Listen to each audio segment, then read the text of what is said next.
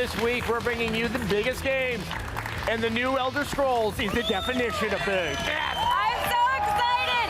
Skyrim gives players over 16 miles of land to cover. There's danger around every corner.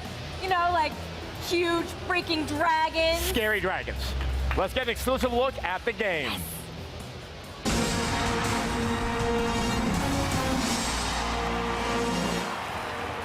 Here to walk us through the next chapter of the Elder Scrolls series is game director at Bethesda, Todd Howard.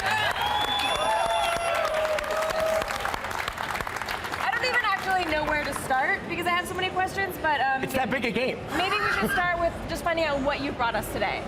We're giving your audience a big sneak peek. We have a 30-minute demo we're showing in private here at E3, but we're going to give you guys a really, really big chunk of it. This is Skyrim running on the 360. We have a brand new engine we've written for the game, all new graphics, all new gameplay. We just try to make a big, crazy role-playing game with as much stuff as possible in it, just overwhelm you with detail.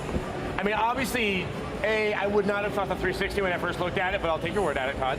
I mean, what have you done that's less apparent with the graphics engine and the way that you presented the game? It's, you know, for us, all the little things like you're seeing here, like plants, micro detail, big epic things like mountains, you can walk to the top of that mountain. So we really deal with levels of detail, streaming that in. We have to draw everything, we can't hide it. You know, being able to look at all these plants, pick up the flowers, we're really big into just suspending your disbelief that you are in this world. You can play in third person as well. So we have a new animation system which looks great. A lot of people like to do this, something we spend a lot of time on as well. I mean, are you guys just a little bit crazy when it comes to putting those flowers all on the ground? We are crazy. We have a really big team of amazing people at Bethesda. The group that did Morrowind, Oblivion, then Fallout 3. And after Fallout 3, we jumped on this, and we just wanted to make, you know, hey, let's throw the stone as far as we can. And so you have a sort of a new AI system as well.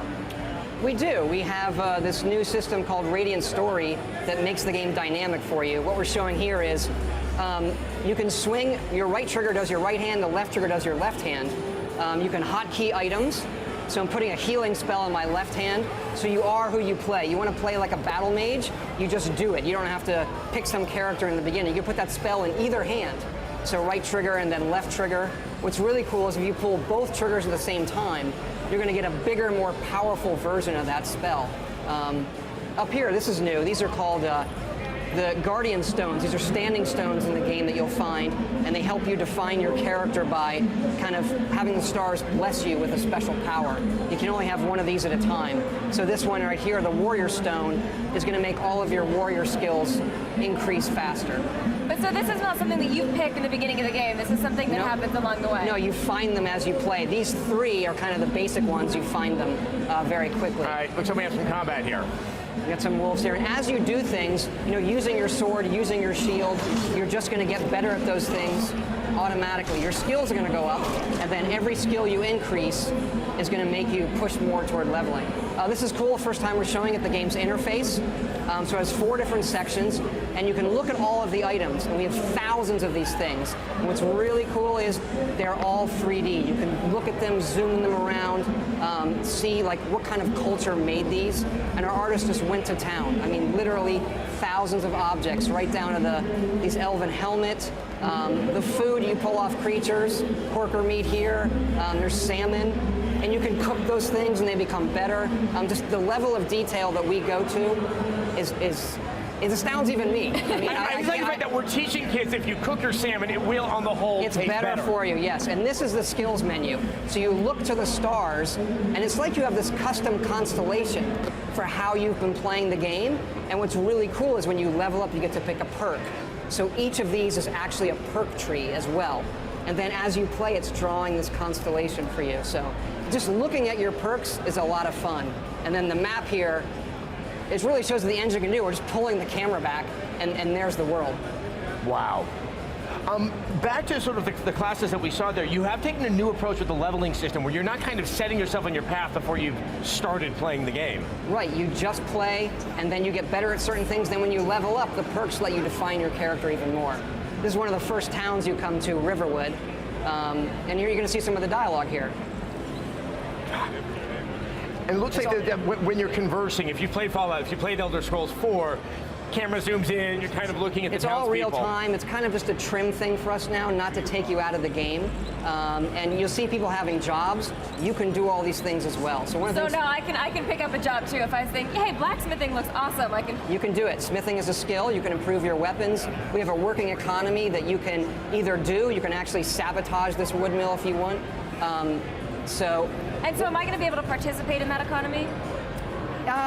slightly. It's kind of, you know, it's a light touch, I would say. Right. We have horses as well. Now, that horse doesn't have any Yeah. armor right now. It doesn't.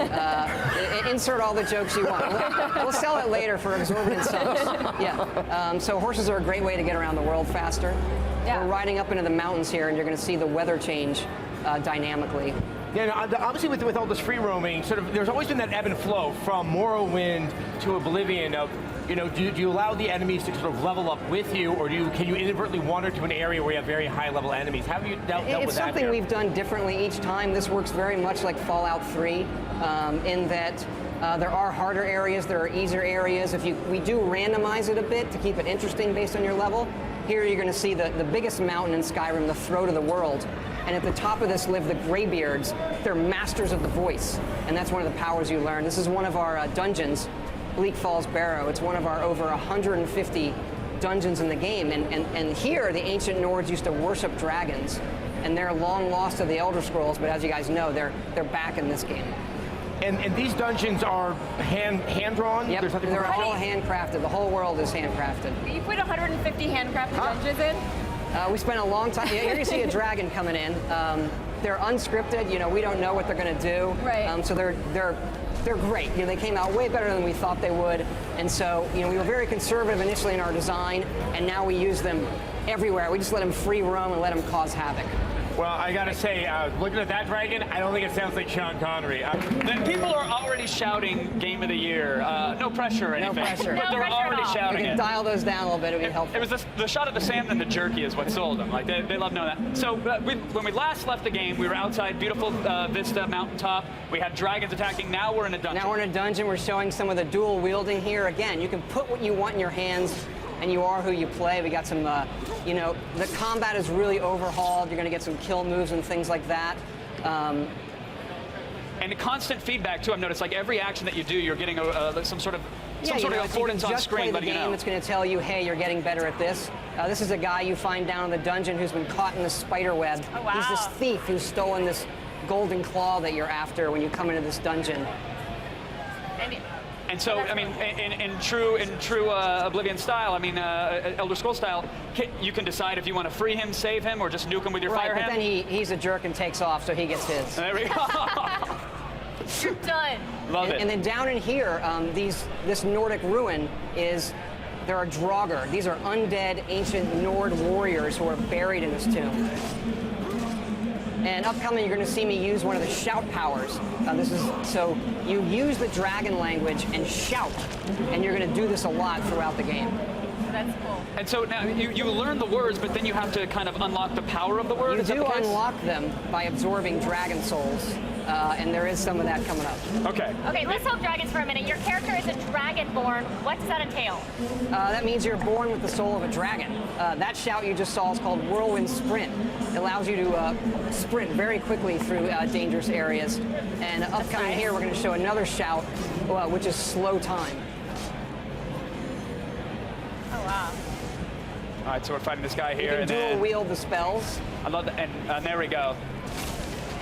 Oh, jeez. Wow, And is that if you that's use the awesome. same spell on each hand, you can use them both at the same Right, time, if you pull and both triggers, you're going to power that up. You can put Wow. staves as well. So we have magical staves. You can have 2 staves if you want, put it in either hand. And it's really nice to light certain areas.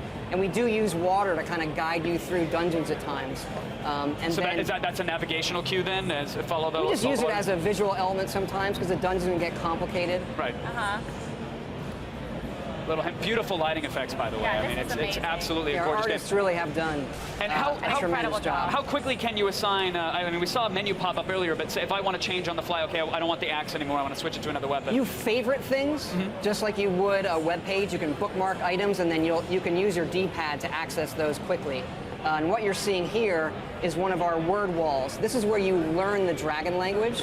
So you'll kind of take the knowledge from it, and then learn this word, and then when you kill dragons, you decide which words you want to unlock, and then use those as shouts. And each shout has 3 levels. And it's the longer you hold the button, the more words you say. Oh, wow. Here's a dragon priest. They're kind of a high-level boss. And will killing him, will we be able to take his soul then and unlock that shout? Or? He's not a dragon, so I don't absorb his soul. Okay. But this is, you know, he's a high-level boss. You're going to get better treasure by defeating him. This is incredible. I'm in awe watching these we're battles speechless. already. So good. So there's no mini mart that we can hop to and just purchase dragon souls in bulk. Then we can't get a satchel dragon souls.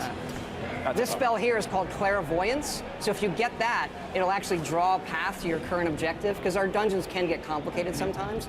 So it's a nice way of guiding the player. And with those shouts, you said that there's 3 levels. Does that mean we have to use like 3 souls to unlock those levels, or we just hold it and then it powers up those You'd levels? have to have collected 3 souls to get all 3 levels. Is that why this game has over 3 trillion hours of gameplay? Is that? We I don't think it's know. We have lots of 300 people, hours? good tools. We spend a lot of time, and the games just they end up big. We want to cram it with stuff. Like here's the tundra. This is this big, wide open grassland in the middle of Skyrim. And not all the creatures are going to attack you on sight. So you have these mammoths who wander the tundra with giants. You see one of our big cities in the distance, Whiterun. Gorgeous. And you can kind of, you know, walk amongst them if you want, unless you know, cause trouble. Now, are these guys on a pre-programmed path, or are they random as well? Are they just roaming the side? Some of them are random. Okay. You know, some of them will set in areas and say, okay, you kind of wander this, and we'll tell them to go hunt or things like that, and they just, you know, they do their thing. Now they're walking right next to you, but then if you turn on them, will they try to Yeah, I attack kind of you? was messing around, so I fight them, and then they're going to fight back. You're going to see me use another shout, which is fire breath. So the fire the dragons breathe, you can learn that as well. Really? Now, there is one of those dragons that we're talking about. Yeah, he's back. He just had a field day. There was some ragdoll physics there. Yeah, what just happened? Did he pick him up? They can randomly pick up guys. We just give them a And lot then of spit them behaviors, out? and then they do their thing. They can pick up guys, do bombing runs. So that's all real time. That's all procedural. This dragon is acting Correct, according to. correct. So what are some of those attributes? Do you tell them how hungry they are for villagers, or how much fire they need to breathe per day? Or? We give them the same stats a lot of our creatures have, and then we just give them behaviors, and the AI works. They'll decide in the situation, what is the landscape? Can I fly around more? Do I need to land? Do I need to stomp around? Should I pick this thing up? And here we're going to absorb the soul of the dragon. All right, so we just defeated the dragon. And then that's going to allow me to unlock other shouts. And here comes another one. So there can't have multiple dragons at once. You can't? They will appear in packs sometime as well. Okay. That's a frost dragon that just arrived. It's a much, much tougher dragon. How is it tougher? He's harder to kill. His frost breath will not only hurt you, it'll slow you down, drain your stamina. And so dragons, are there some dragons that are particularly more aggro towards your character, and some that just want to fly around and just be a dragon? Most of them are after you. I don't want to spoil it. It's part of the mystery of the game. Okay. The shout you just saw is Storm Call. It's one of the high-level ones where you can call a storm, and lightning bolts come down and defeat all your enemies. Oh my God. Todd, when does this come out? It comes out November 11th, 11/11/11. Love it. I love it. Nice. And it's so gorgeous. You guys like what you saw? I'm assuming that's a resounding yes. I know that was part of a behind closed doors demo, and so again, we can't thank you enough for bringing it on. That Thanks means for the world having me. to It's us. great. We're really excited. Thank you. Thanks, X-Play, everybody. That looks so good. Yes. That is Skyrim, folks. Todd Howell.